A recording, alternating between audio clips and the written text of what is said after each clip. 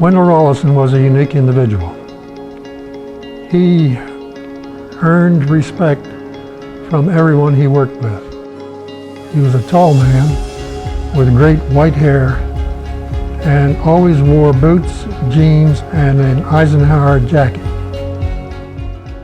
One of Wendell's strengths was his ability to obtain and retain qualified and dedicated people.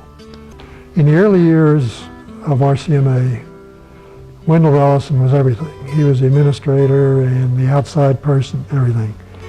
I know Wendell was a man who had a great compassion for people. What impressed me about Wendell was the connections he had to Tallahassee and other places to get grants for community projects, and it soon appeared very quickly. People could tell that Wendell was the man. His interest, having been in a prison in Mexico for helping bring Cubans to this country, made him incredibly compassionate toward this cause. I went down with the list of those women that had volunteered. And sixth grade was the highest in education of one of them.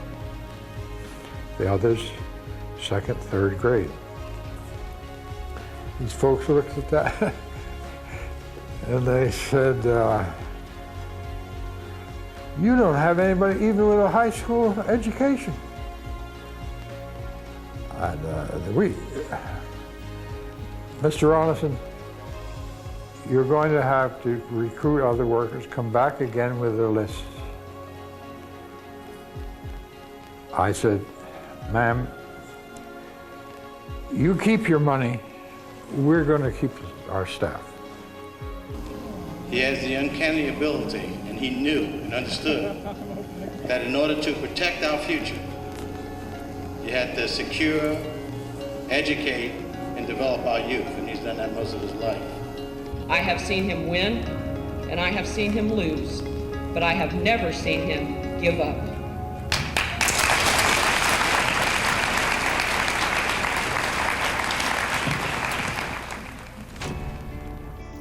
Welcome and bienvenidos RCMA, 60 years and going strong.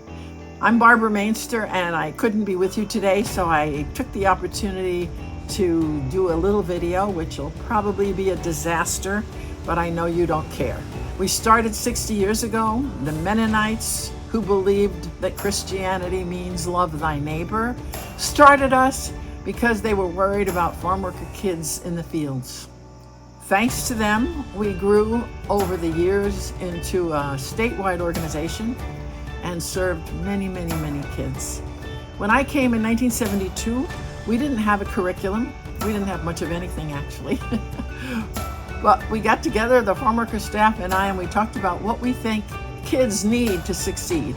And at that time, they said, and we agreed, we all came together and agreed, language development, the ability to say what you want to say, and self-concept, meaning the confidence to do it. And frankly, that still stands true today. That's exactly what our kids need, and I hope it's what we're doing. Dual language even, because that makes a big difference. I'm very proud of the people whose shoulders I stood on, and I hope you are proud of the shoulders that you're standing on to keep RCMA growing and supporting children. Among us, we have doctors, we have lawyers, we have social workers, we have teachers, we have electrical engineers, we have kids all over who have become very successful adults. And you should be really proud of that, because all of you had a hand in making it happen and are still doing so today. There is no more noble profession than helping children develop into leadership roles as adults. I'm proud of you all. I wish I could be there.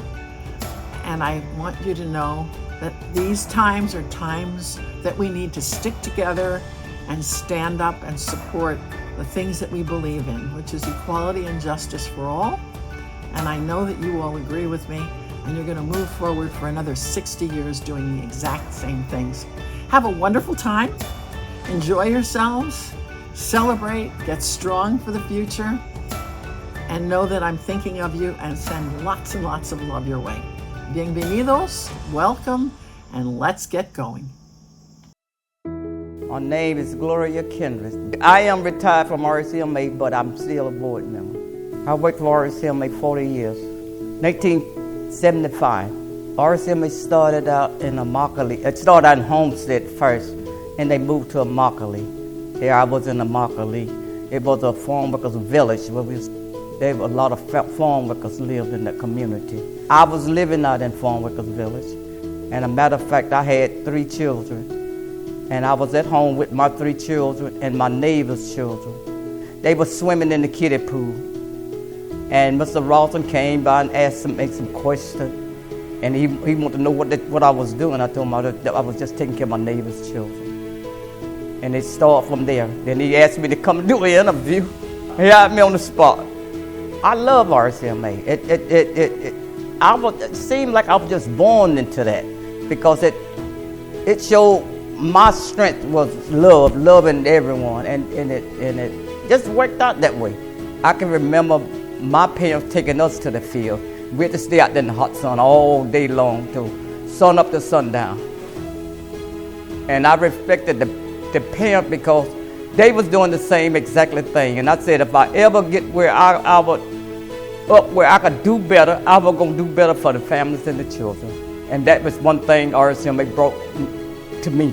But it came from the heart. It didn't come from nowhere, it's from the heart.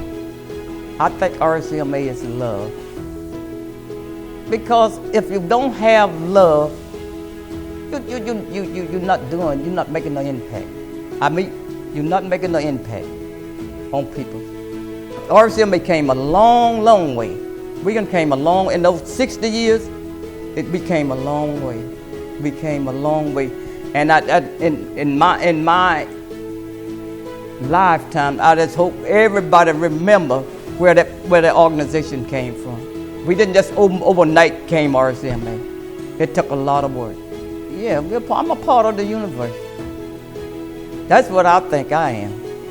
RCMA is a universe. It's gonna keep going.